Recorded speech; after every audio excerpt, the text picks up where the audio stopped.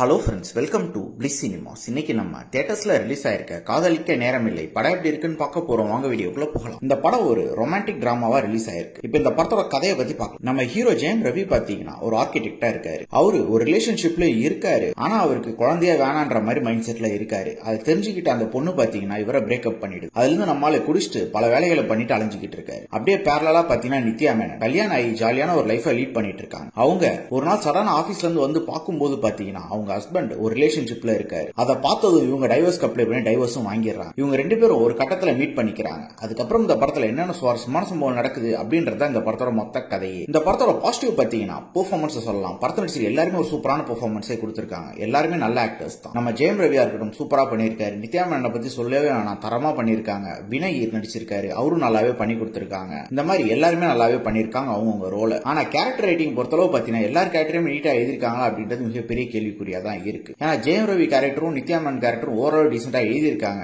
படம் ஃபுல்லாவே வராங்க. ஆனா வினய ஒரு கேவா காமிச்சிருக்காங்க. ஆனா அவரும் ஃபர்ஸ்ட் ஹாஃப் வரைக்கும் தான் வராரு. செகண்ட் ஹாஃப்ல பெருசா வரல. அவரை வச்சு என்ன சொல்ல வந்திருக்காங்க அப்படின்றது நமக்கு பெருசா புரியல. இந்த படத்துல டெக்னிக்கலி இந்த படம் பயங்கர சவுண்டான படம் தான். ஏஆர் ரஹ்மான் மியூசிக்ல சூப்பராவே இருக்கு. படத்துல வர சாங்ஸ் எல்லாமே அதே மாதிரி பேக்ரவுண்ட் ஸ்கோரும் நல்லாவே பண்ணி கொடுத்திருக்காங்க. சினிமோட்டோகிராஃபில ரொம்ப கலர்ஃபுல்லா ரிச்சாவே இருக்கு. பாக்கிறதுக்கு நல்லாவே இருந்தது ஸ்கிரீன்ல. மத்தபடி பாத்தீங்கன்னா ரைட்டிங்ல தான் இவங்க பயங்கரமா கோட்டை விட்டுருக்காங்க. ஃபர்ஸ்ட் ஹாஃப் பொறுத்தளவு பாத்தீங்கன்னா அப்படி இப்படின்ட்டு ஓகேவா போயிடுது. ஆனா செகண்ட் ஹாஃப்ல படம் எங்க போகுதுன்றதே தெரியாத அளவு எங்கெங்கயோ போயிட்டு வருது படம். அதை மட்டும் இவங்க கொஞ்சம் நல்லா எழுதி எடுத்திருந்தாங்கன்னா கொஞ்சம் நீட்டாவே வந்திருக்கும் இந்த படம். அதே மாதிரி இவங்க படத்துல சொல்ல வந்திருக்க மெசேஜ் எல்லாம் எதுவுமே பெருசா கன்வே ஆகல. இன்னும் கொஞ்சம் நீட்டா தெளிவாவே கொடுத்திருக்கலாம். அதெல்லாம் ஓவராலா பாத்தீங்கன்னா ஒரு ஒன் டைம் வாட்சபிள் படம் தான். தியேட்டர்ஸ்ல ரிலீஸ் ஆயிருக்கு. ட்ரை பண்ணி பாருங்க. இன்னொரு வீடியோல சந்திக்கலாம்.